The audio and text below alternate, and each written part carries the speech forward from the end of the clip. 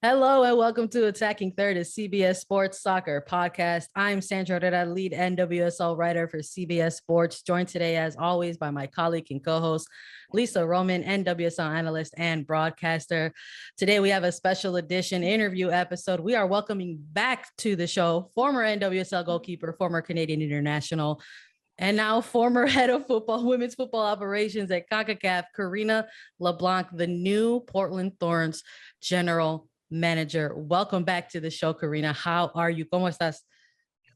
Woo! I just want to say that, I don't know, it was announced like an hour and a half ago, and here we are, and I'm great. I am great. I feel the love, I feel valued, I feel seen, and I am excited about where this is all going to go. And hey, been talking to you guys before, so I know where this conversation is going to go. Who knows? It's gonna go there if you want it to go there. Let's keep it. Let's start it simple for the audience and the listenership here. Like you said, a lot of excitement. You're hyped. We're hyped. It was literally just announced today, as of our recording here on November 1st, that you were going to be stepping into the front office role of the Thorns as general manager. So talk to us a little bit about this process. How did this come about? Now that you're going to be stepping into this role as the technical soccer operations role. It's funny because I think when we did the podcast, I don't know, it could have even been a month ago. This was not on my radar. So how it started is I got a text, and I think it was right after, well, not I think, I know it was right after, everything had come out from the Athletic. And that weekend that the players didn't play, I took the weekend and I struggled myself too. And I was hurting. I was talking to some former teammates, and then I got a text. And it was like, hey, do you want to talk? I was like, yeah, let's talk, because I'm ready to go towards any conversation. I think you guys know about this about me. I was like, okay, let's talk. And I started talking about my opinion on things. And then the next thing I knew, I was in a conversation with Merritt, and it was raw, it was real, it was emotional, it was in a way I'd never seen Merritt before. And he was saying, this is the time to pause and listen and reflect and learn, but we want you to lead. We want you to lead it. All of it. And I'm like, what are you talking about?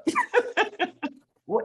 He's like, yeah, this is a position we'd been thinking about for a while. We didn't know when, and this is the time where we need to reassess. And it was just one of those, it wasn't like I was talking to Merritt. I was talking to Merritt, the man who was my hero when I was a Portland Thorn. Because you have to remember, I went through 2 failed leagues, right? And I know what it's like to play and think you're playing your best soccer ever, and then all of a sudden the league folds. Mm-hmm. And then you feel like that, you feel a groove again, and then it folds again. And I remember just being like, Merritt, you were my hero. And it was one of those conversations where he was like, well, just think about it. And I was like, okay, no, I don't think so, but thanks. And then it was my daughter. She was sitting there saying, mama. I mean, she's a baby. And I was looking at her and I was like, this is a moment in time where we all have to decide what we're going to do, because we all know women's soccer has grown so much, but we also know that women's soccer right now, with what's going on, is that it needs different voices, and it needs a shift in the best way possible. And so for me, it was so personal. I was like, you know what, like, let me ask more questions. So went through the process, met with staff, met with players, started asking people who texted me today, like, oh, that's why you're asking me those questions. And then it just started to feel like this is like, I miss being around the game. I miss the fans. This city was like the best year of my life. So the why and everything is there for me. And I was like, you know what, this is a leap, because I love what I've been doing at Concacaf, but this is an opportunity to get in there. And Merritt's like, you're gonna lead. you're going to be the general manager. And it was just one of those things like, I was a player. And then I left and I was like, okay, I'm going to come back. And I thought I'd come back as a player, but here's an opportunity as a general manager. So I don't even know if I asked that question, but that's how I ended up here. Karina, they asked you to lead, and honestly, you're one of the best candidates that I could possibly think of to be in this type of position. And this really came about at the end of September, right at the start of October, when all of this news broke with the Athletic and everything that had happened. And so the role that you are taking over at the Portland Thorns was previously held by Gavin Wilkinson, and he was removed from his role due to his lack of transparency surrounding the Paul Riley investigations way back in 2015. And he was removed from this GM position just a few weeks ago. And these investigations, they're still currently happening. And we're going to dive into it a little bit with you, because the talk right now is protecting the players. We need to protect the players. That's what the players are asking for. And that's what the league is really looking to move towards. And for you being the GM, how do we protect the players? Well, first of all, I know what it's like to be a player. I spoke to the team this weekend. I was in Portland, and it was like so interesting because it's like I'm in Portland, but I'm not going to go anywhere. But it was so important that the team knew first, and the team could ask questions first. And it wasn't like they were reading an article and being like, oh, that's who our GM is. And I think it's the players need to feel seen and heard in this process. So how do we protect them is you make them part of the conversation and you ask them. And that's why I said, I think this is a time for us to pause, listen, learn, reflect, connect, and then grow, and I think it's an opportunity for us to do things we've never done before. And when you ask me what my dream would be for this team, would be that when people watch the Thorns play and they see this club, they see the most connected club. And I mean with the fans, because the fans need to feel seen and heard as well. You see players inspired, and that whether you love soccer or not, you feel inspired to be the best version of yourself because their voices are being heard. You see an administration that's tight. And that was one of the first things in all the conversations we were had is like, we need to be connectors. There needs to be nothing that takes us away from where we want to go. So for the players, how do we protect them is we ask them as we move forward. And I think one of the things that I bring is that, with my experience at Concacaf at the global level, is that I can see the bigger picture. I can see beyond just right here. I can see, when I say where we go, where we've never been before, I mean it in a way where, because we're thinking and seeing, and we're talking to the parents, the players, and saying to them, like, this is where we'd like to go. How do you think we can get there? And it's not to say that hasn't been done, but I think it's just in a different way now, because we're at a different stage in the sport. I think players have found their voices. I think the possibilities of where we can go is endless, but now players want to be part of that conversation. And in me being hired, what's exciting is that now there's players. I got so many messages today of players saying like, shoot, maybe I will become a GM. How great is that? Right. And I think that what me being in this role represents, it's the opportunity and pathways for players. It's the opportunity and pathways for people of color. I had a couple messages of, and it got me to the heart of, she said, I can't believe somebody who looks like me is doing what you're doing. And I think it's so important that you have to see it to believe it. And I think this is what's happening. And it goes beyond just the game. It goes into a space that's groundbreaking for all the right reasons. I'll just turn my phone and ring her off. It's a busy day, guys. It is. I love that though. That's not just the energy that we want. I think that's the energy that's needed to move forward in this current transitional phase for the league and the club and all the other clubs, really. You played in NWSL with Portland specifically, and now you're returning in a little bit of a different role. And within the announcement of your new position, you talked a little bit about unfinished business within that release, and I read that, and initially I was like, oh, That's very Karina. So we got to ask her about it on attacking third. So if it's not as a player returning to the club in an executive front office position, what are the plans? What does that mean when you say that there's a little bit of unfinished business for you? Well, I think as a player, like, I mean, I got traded from the Portland Thorns. Like, Yeah. it's the best club in the world. And so for me, I was like, you know what? I'm gonna go be back there. Because I remember when like there used to be signs like KK for mayor, and like, you know, you're playing in the stadium and they have Karina, like they have that, they have, you're like, you know what? I'm not done with y'all. I'm coming back. Right. And it was so funny. I remember playing against them, and they have a chant named Dodgy Keeper. And it's for the opposing keeper. So like, dodgy keeper. And I went like this. Yes. And they just erupted because they knew that I knew the cycle. And it was just like, this is that community. And so for me, like, I wanted to come back as a player, because we know the business of the game. You don't love it, but that's how the game is. And so then now in this position, it was like, you know, it just felt like it was meant to be. You guys know me. I mean, I'm a person that wants to live a life of purpose. And if anything aligns to my purpose, I'm like, yes, even if it's hard, or, you know, and to be honest with you, I don't know if everything was perfect, if I would have taken this position, because I need to know that I can come in and be a part of something, like change for the better.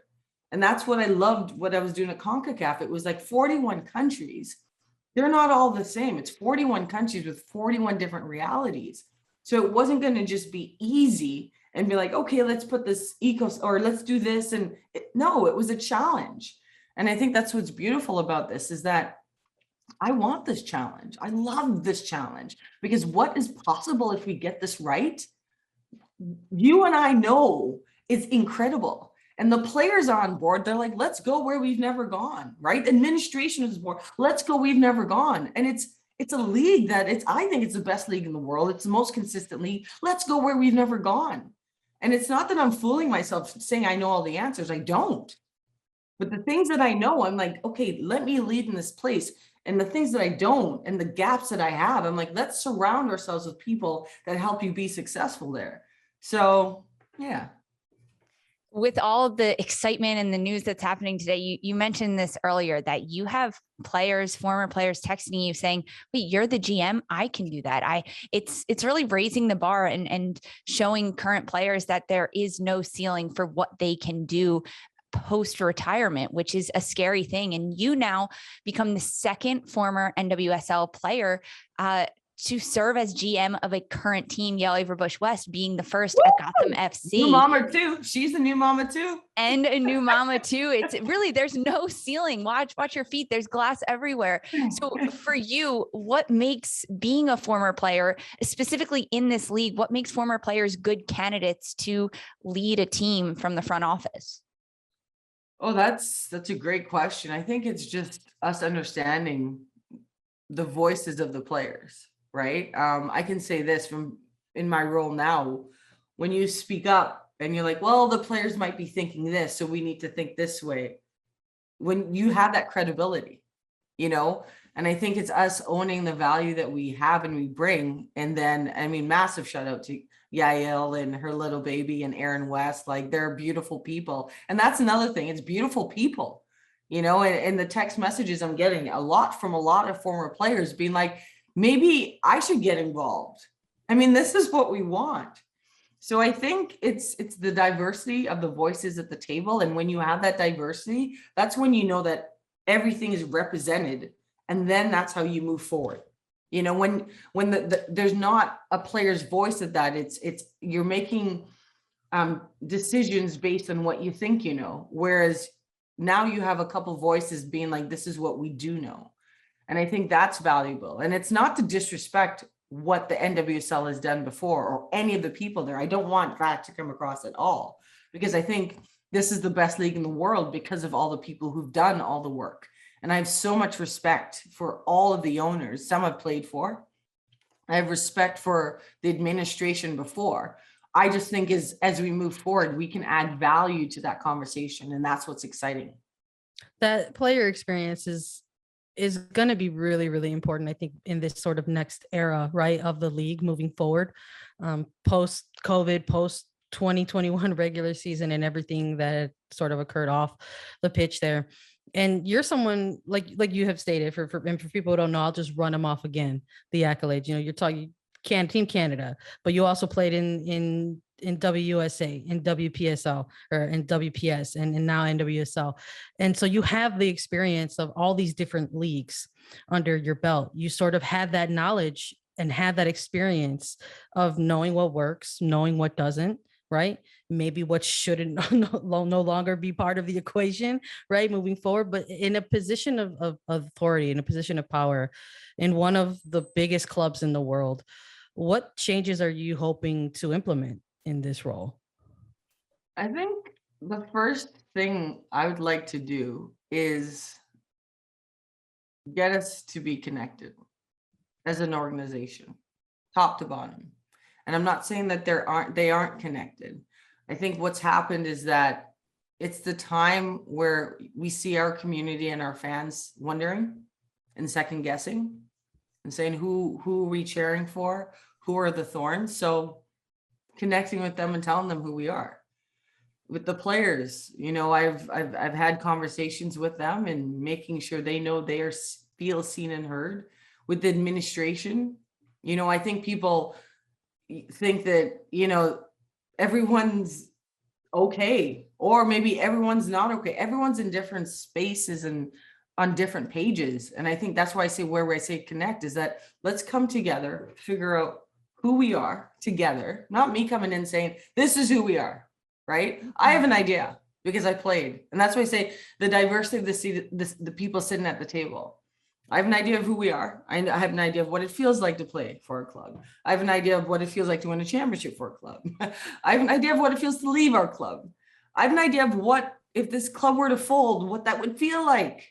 I have a lot of ideas, but it's not just me. And I think leadership isn't about coming in and telling. I think first seek to understand before you want to be understood. But one thing I'm clear about is that when we become connected as one, and we bring that to the field, and we bring that to the office, and we bring that to our fans, I think it's pretty scary where our club could go. Because right now you're looking at Shield champions. You're looking at a club that has still produced, right? So everybody wants to talk about that's all is wrong. That's still a massively successful team. But there's things we can do better. And what is it that we can do better? And making sure that everyone feels seen and heard. Because it's not to say everything about the Portland Thorns is broken. It's not, right? And I think that it's looking and listening and really making sure everyone feels a part of this conversation and connecting us so that we're inspired on something bigger than ourselves. Because I've been on teams where when you're inspired by something bigger than yourselves, you do things that you didn't even think was possible. And then I've been on teams where there's these little cracks that break you apart. And then all of a sudden you're like, what just happened? We're a stacked team. What just happened? So I think it's bringing us together and giving us that vision clarity of where we want to go together. And then from there, all that other fun stuff. I don't want to tell all my secrets. Come on, folks. Like, what do you want? Like, you want me to get, okay, here, guys, here's the plan. Okay, let's make sure that every other organization knows. Karina, we had to ask, see if you'd give us any secrets, but we know that you have a lot of plans and I can't really wait to see where you take this club and all of your player experience, playing in all these different leagues and being really in the mix as a player, understanding, like you said, what it's like for a league to fold, what it's like to be transferred from a team, to be drafted. All of it from a player's perspective. Then for the last 4 years, since 2018, you were head of women's football for Concacaf. So you were in the nitty gritty of it as a player. And then you got to step back and oversee 40 some countries in Concacaf women's football. And now it's almost like the middle ground, going to a singular club in Portland Thorns. But having the experience of Concacaf and now looking as the GM of the Thorns, how do these positions correlate with each other? I mean, every position I've ever been in was to grow the game of women's football or women's soccer. So at the core of it, it's every day I've showed up thinking, how can I be a part of that conversation? Right. And I think whether it's the global conversation, whether it's the conversation with a little kid, of the fortune of being a UNICEF ambassador for Canada, whether it doesn't matter. I think if you know me and you two do, it's every single day, I just want to be the best version of myself and take my stories and my history and bring it to the conversation. And I don't think that changes. I think I have the ability to see a bigger picture because I've been at that bigger picture global conversation. And I can understand where the game's going and how it's going to go forward and what all the stakeholders are saying and doing and being. But at the end of the day, I think I've just missed being around the game and the players. And I think that's where I already have energy, but it lights me up in a different kind of way, Karina, you always have energy. You always have the energy. Well, imagine me now. My husband's like, I'm like jumping into the roof, But I think every experience has prepared me and set me up for this one. And I think that's what excites me the most about it is that, my resume is different from others and I just get to bring my experience to it, but I'm also not somebody who thinks I know it all. I'm just another person who has a story that hopefully can add to this conversation. And I'm excited to work with everybody in the NWSL and make sure we take this league where it's never been before. Make sure the players know that we're going in places that hopefully we've never been before, because that's where women's soccer is. We're in a place that it's an important time. And I think that's where, for me, it was like, okay, Concacaf is important because we're looking at 41 members associations or countries. But this one is important because I'm right in it. And hopefully what we do is not just win games on the field. Hopefully we're able to change conversations in massive ways with massive topics that are important, and I've just told you, like, literally a lot of my messages today hasn't been about just winning and losing. It's about what we're doing and what our sport, we're arguably the biggest sport in the world. And I'll say arguably, because I don't want people to attack me, but I personally think it is. But what we do has effects and domino effects across the board. And when we start to see that all of our actions either create reactions that are positive and negative, then we have to understand the importance of our decisions. And, with Portland Thorns, I want us to attract players who are attracted to like being game changers in their life, being game changers for the young girl who's in the stands who wants to sign an autograph. Like, no, you don't walk away from her. You sign that autograph and you engage with her because she's going to be the next person that's in your position, because you've now created this moment where she's like, I can do anything in this world. And with the sponsors, we say to them, we need you. We need you right now to rise and take our league to a whole different level. And to the fans, why do we need the fans? We're nothing without the fans. So if the fans feel disconnected from us, we got to go back and connect, because it's no fun to play in empty stadiums, right?